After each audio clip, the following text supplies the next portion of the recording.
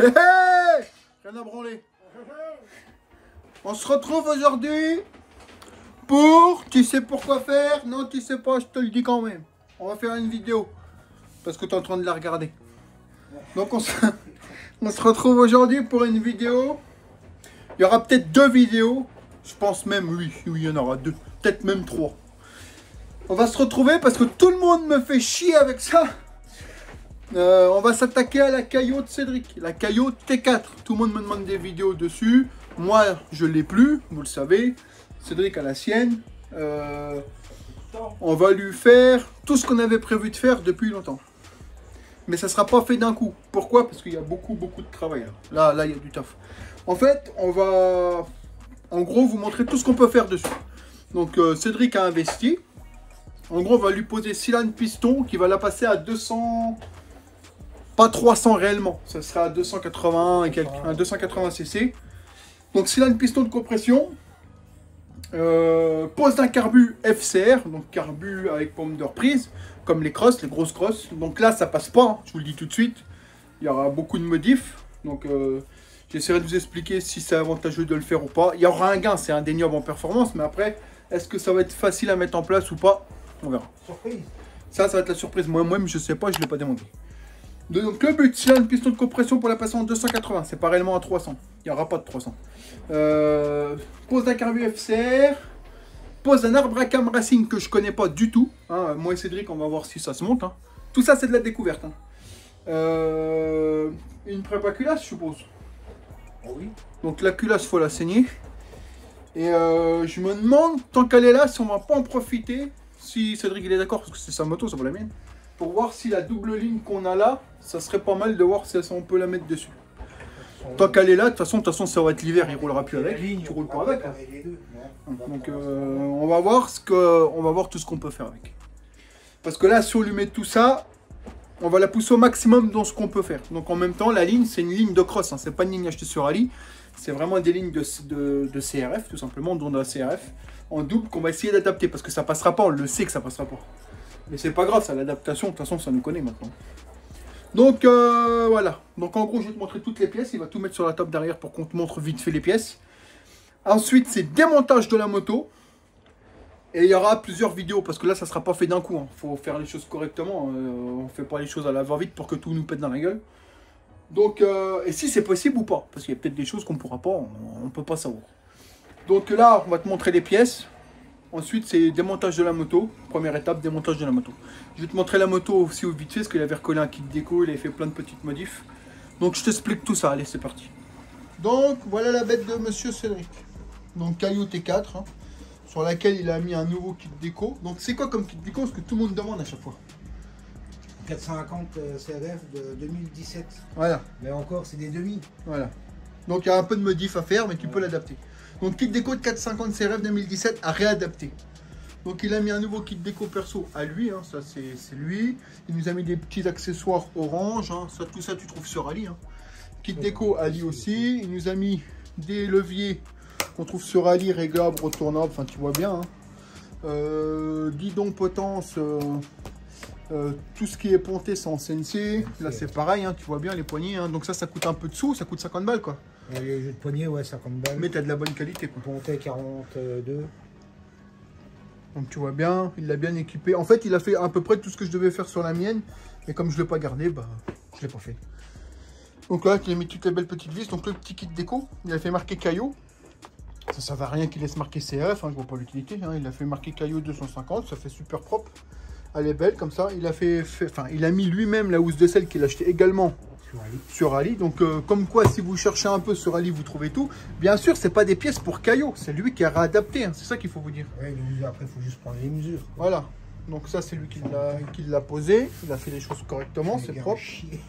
Là, elle est entièrement d'origine à part un carbu, c'est ça? Ouais. Elle a un PWK. Ouais. Combien? 34. PWK 34. Donc il a gagné un peu en couple. Alors il faut savoir qu'en posant des carbus comme ça, vous ne gagnez pas de pointe, hein, vous gagnez du couple, tout simplement. Ouais, et de la réactivité, quoi. Donc voilà, il a fait ça, nous a posé des petits protège-mètres cylindres, petit cale-pied, pareil, cale-pied qu'il a adapté, les petits tétons au-dessus là. Là c'est pareil. Donc tout ça, c'est dispo sur Ali. Alors arrêtez de me dire qu'on trouve rien sur Ali. Sur Ali, on trouve tout. Il suffit de chercher. Vous, nous, faut pas croire, hein, nous on passe des heures et des heures à trouver des pièces. Et des fois on les achète et ça se monte pas. Donc quand vous me demandez tous les liens des pièces, comprenez bien que je peux pas vous envoyer tous les liens. Parce que vous imaginez si je garderais tous les liens, mais j'ai pas fini. En fait, il faut chercher en fait les gars, simplement. Vous cherchez, vous trouvez. Sinon on lui avait mis des pneus de cross, hein, des Razorback, dispo sur 24 MX. Puis sinon elle est d'origine. Hein. Elle est d'origine, elle est hyper propre, hein, il en prend soin. Donc à chaque fois c'est lavé, graissé, hein, vous voyez bien, c'est propre. Le petit sélecteur pareil. Donc pour rappel, le moteur de la Caio 250, c'est pas le même moteur que la ERZ, c'est pas du tout le même. Le ERZ il tient avec une seule vis au niveau du cylindre pour un repère, là il y en a deux. Le piston est beaucoup plus gros là-dessus. Donc là pour la moto c'est bon. Maintenant je vais te montrer les pièces qu'il a achetées. Allez c'est parti. Donc voilà les pièces. Donc on commence avec un carbu FCR. Donc ça c'est les carbus qu'on retrouve sur les motocross, hein, 250, 450, etc. qui ne sont pas en injection, je précise. Donc ça c'est les carbus à pompe de reprise. Donc là tu vois la qualité du truc. Hein. Donc là sur la Caio ça ne passe pas. C'est un combien celui-là? 35. 35. Donc sur la Caio ça ne passe pas en l'état. Il va falloir qu'on modifie. Bon on va modifier. C'est vendu avec quelques adaptateurs, etc. Mais ça ne passe pas sur la Caio, ça c'est clair. Je vous expliquerai en détail la pompe de reprise, etc. au moment venu. Là, je vous montre les pièces. Ensuite, il a fallu changer la poignée accélérateur parce que du coup, il y a deux câbles pour ce carbu-là. Forcément, il y a deux câbles. On vous expliquera pourquoi. Donc là, c'est pareil, acheté sur Ali. Ensuite, on a le petit Arbracam Racing. On va, pour être sûr, on prendra les mesures de celui qui est dessus et celui-là. Parce que là, je ne le connais pas du tout, celui-là. C'est pas le même que le RZ. Hein. Il ne va pas. Et là, on a le gros bébé. Donc, le gros bébé, c'est... le cylindre piston de chez Autumn. C'est marqué 300, mais en réalité ça fera un 280, 285, mais ça fera pas un 300. Donc la taille du piston, on voit bien que c'est beaucoup plus gros que le RZ. Hein. Forcément, c'est pas les mêmes moteurs. Le RZ, c'est un piston de diamètre 65, et là c'est du 74. Voilà. Pour d'origine 72 et là 74. Donc là, on voit bien la finition. Hein. C'est du Autumn. Hein. Autumn, c'est une marque réputée là-haut. Donc on voit bien, c'est nickel de chez nickel. Et vous voyez bien que c'est pas du tout les mêmes cylindres que les ERZ, ça n'a rien à voir. Ça ne se monte pas sur une ERZ. Donc on va rappeler les prix. En gros, carbu, Cédric. 160. 160 €. Mais là on a un truc vraiment qualité, forcément. Arbracam. 40. Une quarantaine d'euros. Poignée, ça c'est pas le plus cher. Poignée comme. Non, j'en ai eu, je crois que j'en ai eu pour 30 balles en tout. Voilà. Et le cylindre? Je crois que c'est 180. On va dire entre 150 et 180. Alors, les prix qu'on vous donne là, c'est les prix au moment où lui il les a achetés. Il faut savoir que sur AliExpress, les prix varient beaucoup. Il y a un jour où le cylindre il peut être à 120 et un jour où le cylindre il peut être à 140 ou à 200. C'est Ali quoi, c'est comme ça. Donc, il y en a pour des sous, tu vois. Il y en a pour des sous. Voilà, il y en a à peu près pour 500 € de pièce. Donc certains vont dire c'est trop cher, d'autres vont dire ça vaut vachement le coup. Pour moi, c'est pas cher. Quand tu vois la qualité des pièces, franchement, ça vaut vraiment le coup. Le carbu, regardez-moi la finition, hein, c'est vraiment des sacrés trucs. Donc, on va poser ça comme ça tranquillement. Donc, on a tout ça à poser dessus. Donc, il va y avoir du démontage moteur, prise de cote, etc. De toute façon, tout sera en vidéo. On va vous faire des vidéos. Alors, ça sera en plusieurs, sûrement en plusieurs, peut-être 2 ou 3 vidéos. Parce qu'il y a démontage, remontage, démarrage, test, réglage. Et s'il y a des problèmes ou pas, on ne sait pas encore. Donc, je vous dirai tout ça en vidéo. Ensuite, qu'est-ce qu'il y a à faire? Je vais te montrer. Et la dernière pièce maîtresse, ligne d'échappement de CRF Honda, vrai Honda, CRF 250. De 2000, je ne sais plus combien l'année. Donc là, c'est pareil, la ligne en l'état, il y a très peu de chances qu'elle se monte. On va devoir modifier ici. Mais c'est pas grave, parce que nous, on a ce qu'il faut et on a le temps de le faire. Si c'est montable et qu'on arrive, de toute façon, on arrivera à l'adapter, on arrive toujours à l'adapter. Une fois que ça sera dessus, on vous expliquera. Forcément, je ne pourrais pas vous faire un tuto détaillé, parce que avec Cédric, quand on fait les lignes, il peut vous le dire, on les fait au feeling. On les monte, on regarde tout ce qui va, machin. Voilà, on le fait au fur et à mesure, en fait. Je note pas tout sur un papier à chaque fois, quoi. Donc, il y a ça à poser en dernier. Parce qu'en fait, ça vaut le coup de la mettre. Parce que là, ça ferait vraiment un bel ensemble. On sait que les lignes là, c'est fait pour marcher sur les CRF. Ça marchera forcément là-dessus. Hein. Donc, le but, c'est de démonter sa Caio, de remonter tout ça. Et après, à la fin, je vous dis bien à la fin, je vous donne pas de date, j'en sais rien. Une fois qu'elle sera finie et réglée, je verrai avec mon ami Lyonnais, Tournoi Racing, pour ceux qui connaissent, pour aller la passer au banc, juste pour se donner une idée de combien ça sort au final, avec tout ça. Alors, on ne l'a pas passé d'origine. D'origine, c'est estimé à 21 réel. Parce que là, c'est pas le même moteur que la ERZ, il faut bien se le dire. Et il y en a qui les ont déjà testés au banc, pas en France, et ça sort vraiment 21. Donc, on va dire que ça sort entre 20 et 21, on le sait. Donc, on verra bien combien ça sort avec tout ça. On n'attend pas 30 chevaux, faut pas rêver. Mais on verra combien ça sort. Donc, je verrai à la fin, une fois qu'elle sera réglée, combien ça sort au banc. Je verrai avec mon ami de chez Tournoi Racing. Voilà. C'est pas pour tout de suite, hein. Je vous le dis. Il y a du boulot avant. Donc, voilà. Donc, maintenant que je t'ai présenté tout ça, tu vois bien, c'est propre. Hein. C'est propre, hein, c'est vraiment de la belle finition. Ouais, franchement. Donc je reviendrai en détail sur chaque pièce au moment du montage. Là, ce qu'on va faire, c'est que Cédric, il va commencer à dépioter sa moto. Ouais. Hein, donc démontage, carénage, selle, etc. Donc ça, je vous passe les détails. Je pense que vous savez mettre les carénages et les selles. Et je reviendrai vraiment sur les points clés au moment venu. Voilà. Donc allez, c'est parti, on dépiote la caillou. Donc voilà, tu as vu toutes les pièces de Cédric. Ne t'inquiète pas, je reviendrai en détail dessus au moment, hein, comme je te le disais.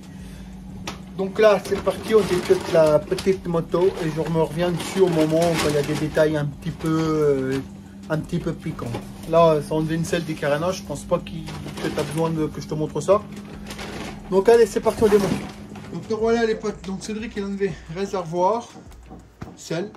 Donc on voit bien le cadre. Hein. C'est du caillou, hein. Donc tu vois bien, c'est nickel de chez nickel. Ça ne bougera pas, bon ça c'est de la poussière, c'est rien. C'est du costaud. Donc là, on va carrément enlever le moteur. Parce que comme tu vois, c'est pas comme sur le ERZ. Hein. Le ERZ, en haut, tu as un couvre-culasse. Là, tu n'en as pas. Hein. La culasse est en un seul bloc. Hein. Donc, elle porte ici. J'arrive pas à te la montrer. Elle porte de là. Ah, c'est tout le bloc. Hein. C'est ça. Donc, on va tout virer pour virer le bloc moteur. Voilà. Donc, c'est propre. Hein. Tu vois l'amortisseur arrière. Face ice, règlement compression détente. Monté sur biellette, hein, ça vous le savez. Maintenant la petite batterie lithium. Parce que c'est une batterie spécifique là-dessus. Ça coûte combien?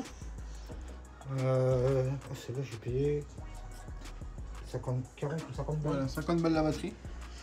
C'est pas celle il n'y en a pas d'origine. Voilà. D'origine, il y a caillou après. J'ai pris les cotes. Voilà. Et celle-là elle fait 5 mm, elle est 5 mm plus large en fait. Mais ça passe. Voilà. Fourche avant, face ice. Hein. Donc pareil, hein, c'est du haut de gamme. Ligne d'origine, il a juste collé un petit autocollant dessus qui se décolle d'ailleurs. Voilà, donc sinon la construction du cadre, hein, vous voyez bien, hein, c'est du costaud, de toute façon c'est du caillou, il n'y a pas de souci à avoir. Hein. C'est des motos extrêmement réputées, pas qu'en France, hein, beaucoup, tu m'as dit? Pays de l'Est. Pays de l'Est. Russie, etc. Ils ont que ça, ils ont des grosses comme ça. C'est beaucoup utilisé, ils font des courses avec, des enduros extrêmes. Ils leur en mettent plein dans la gueule et ça ne bouge pas. Donc allez, c'est parti. Donc là, Cédric, maintenant, il va virer tout ce qui est électrique. Hein. Donc antiparasite, on va débrancher les fils de l'allumage, on va virer la ligne, on va virer le carbu. On va virer son sabot qu'il nous a mis, sinon on ne pourra pas démonter le moteur. Et puis voilà. Et puis voilà, bon, on continue, allez, c'est parti. Bon, nous revoilà les potes. Donc là, je vais vous montrer en gros ce qu'il faut enlever pour enlever le moteur. Premièrement, tu dévisses le démarreur, comme ça tu laisses les fils branchés dessus. Deux vis enlevées, c'est pas la mort. Ensuite, tu as tous les fils d'allumage qui sont là. Ils passent ici, ils remontent là, ils vont là. Donc là, tu débranches. Hein. Donc celui-là, il sert à rien. C'est des options. Les deux qui servent au fonctionnement de la moto, c'est ceux-là. Donc, fil d'allumage, tu peux pas te tromper, hein, il y a un détrompeur. Et cette petite cosse-là, pareil, tu peux pas te tromper. Hein. Toi, tu en as un là et un là. Enfin, tu peux pas te tromper, quoi. Un là et la grosse violette qui est là. Ça, c'est la masse qui vient ici. Donc, une fois que tout ça s'est enlevé, tu enlèves ton pignon de chaîne. Forcément, hein, on l'a enlevé. Là, tout ce qui est électrique, carbu, etc., tout est viré. Maintenant, on va enlever le sabot que Cédric a fait maison parce qu'il n'y en a pas d'origine. On va virer le sabot qu'il a fait. Ensuite, on pourra enlever le moteur. Donc, pour enlever le moteur, bah, une vis là, une vis en dessous et une vis ici, hein, comme à peu près une RZ, quoi. Et après, on vire ça. Donc, allez, je te reprends une fois que c'est fait. C'est parti. Donc, nous revoilà, les potes. Donc, comme tu vois bien, moteur enlevé.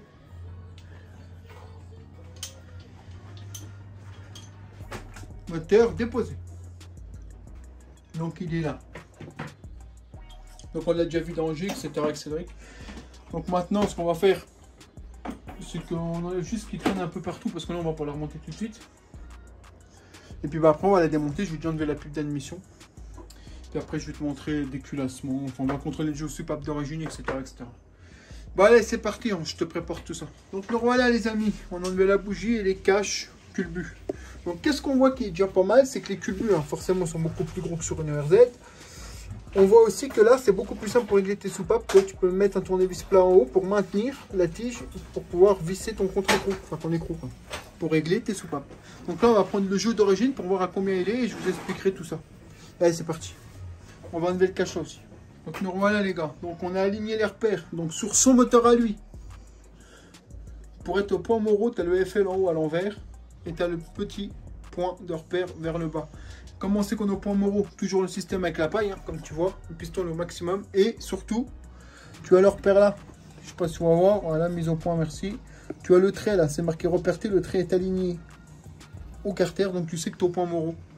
Donc là, on va juste prendre les bases pour le jeu soupape, voir comment il a d'origine. Et ensuite, bon, on démonte. Alors attention, peut-être que sur certains moteurs, ça sera l'inverse. Tu auras l'effet en bas et le point haut. Parce qu'en fait, comme tu vois, je pense que ça doit t'aligner à ça, moi. Et peut-être qu'il a mis la couronne à l'envers. Dans tous les cas, on est bien au point Morrow avec le repère aligné, donc on sait qu'on est bon. Donc on vérifie le jeu soupape. Donc nous voilà les amis. Donc là, on s'est aligné au point mort haut. Donc toujours avec la paille. Donc, Titi va éclairer, s'il veut bien. Non, il veut pas. Il a dit non. Voilà. Il a dit non. Donc là, Cédric a fait tourner le moteur dans le sens de la marche. Repère T aligné, hein, tu vois bien, au carter. Et on a le repère du haut, donc le petit rond que tu vois là, aligné en haut carter. Le FL comme ça. Donc là, on sait qu'on est au point mort haut. Vérification supplémentaire, la paille. Quand ta paille elle est en haut, c'est que tu sais qu'elle est bien. Donc là, Cédric va vérifier le jeu soupape. Et on te dira ça après. On vérifie toujours avant démontage, tout le temps. Donc là, maintenant, on a vérifié le jeu soupape. Pour nous, il n'est pas bien. Ça n'empêchait pas de fonctionner, attention. Mais pour nous, il n'est pas comme on veut, nous. Je reviendrai là-dessus au moment où on le réglera. Là, maintenant, on va démonter. Donc pour démonter, il faut enlever ici, ici et les 4 vis là déjà. Bien sûr, il faut enlever le tendeur de district qui est là. Donc allez, c'est parti. Donc nous voilà, une fois que vous avez enlevé la culasse, là que c'est qu'on est. Donc il y a un tendeur qui reste sur la culasse, je te montrerai après, et un tendeur qui est là. Donc là, le tendeur là, hop, tu tires dessus, il s'enlève, il est là. On va le poser là délicatement. Et là, monsieur, on était bien au point Morrow, tu vois bien. Donc là, maintenant, on va enlever le bébé cylindre. Donc le bébé cylindre, bah, tu tires dessus, puis il va s'enlever. Je te pose ça, je te l'enlève en même temps, regarde. Ah, c'est du direct live vidéographie. Vas-y, Cédric. Je tiens la chaîne, vas-y. Voilà. Donc, je vais te montrer que ça n'a rien à voir avec un ERZ. Enfin, qu'un moteur style ERZ. Là, on a un piston 72 d'origine. Cylindre. Bon, là, on l'a pas nettoyé. Ce que tu vois dedans, c'est des traces d'huile. Hein, on vient de te l'enlever en direct. Hein. Mais bon, je vais te le mettre au soleil. Enfin, au soleil, il y a de la lumière. Et tu vois que ça n'a rien du tout. C'est un cylindre qui a combien d'heures, Cédric? 19-20 heures. Ouais. Et puis, il lui en met plein la gueule. Hein. Et vous voyez bien, regardez, je vais vous montrer. Le revêtement ne bouge pas un petit peu là, c'est normal. Et là, quand je vous dis que ces blocs moteurs là sont vraiment costauds, c'est que c'est vraiment costaud. Regardez le vibrequin, les masses. C'est du costaud, vous pouvez y aller là. Donc ceux qui me disent que c'est pas des moteurs fiables, les gars, franchement, arrêtez de rêver. Ça, c'est indestructible. Ça. Du moment que c'est bien entretenu, c'est indestructible. Donc maintenant, on va enlever le piston. Et puis on va analyser tout ça. Allez, c'est parti. Donc nous revoilà les amis.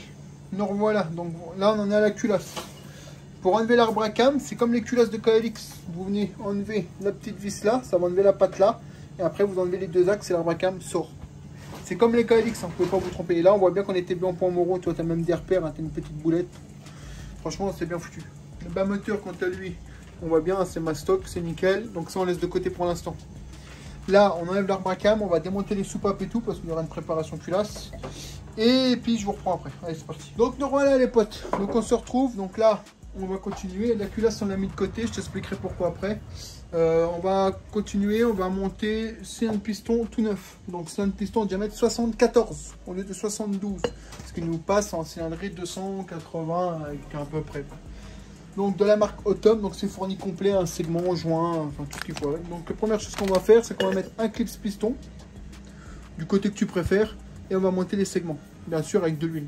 Allez, c'est parti. Bon, alors voilà les potes. Ah ouais, je te file un peu ma gueule quand même. Donc on a monté le piston. Donc je t'ai passé l'étape des segments. C'est toujours pareil, segment racleur, segment noir au milieu et segment gris noir en haut. Voilà, pour faire simple.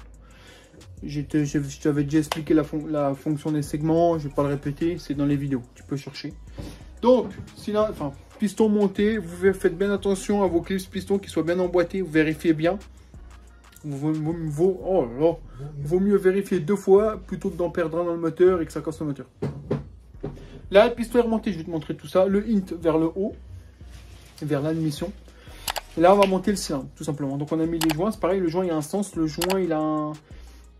En fait, tu peux pas te tromper en fait. Si tu te trompes, il est à l'envers. Donc, c'est pas compliqué. Donc, voilà, ça va plutôt bien. Il n'y a rien de spécial, je te montre. Voilà.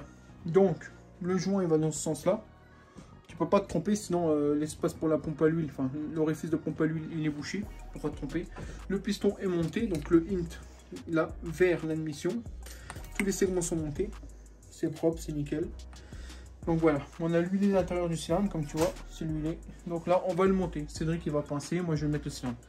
Voilà, la chaîne, ne vous inquiétez pas, on la fera passer après. C'est bon, c'est parti. Allez, on y va. Donc, nous voilà. Cylindre, piston monté, nickel. Là, on est bien au point Moreau. Vaut mieux se remettre au point Moreau direct. Hein. Tu vois que le repère T. Regarde, je vais te montrer un truc qui est rigolo. Putain, qui est rigolo. C'est que là, on a bien le repère T.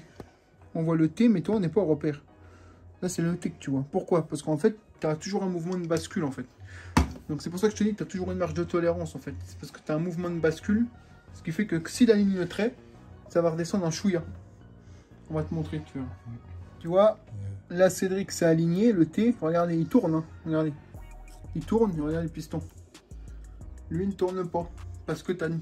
C'est pas que tu as une tolérance, mais c'est le mouvement de bascule du vibroquin, en fait, pour le piston. Donc, c'est pour ça que je dis, vous avez toujours une tolérance. Si vous n'êtes pas aligné pile poil au millimètre, ça ne changera pas grand-chose. Donc voilà. Donc là, bah, maintenant, c'est pas compliqué. Hein. Je monte culasse. Et puis voilà, hein. Puis ça continue. Allez, on continue.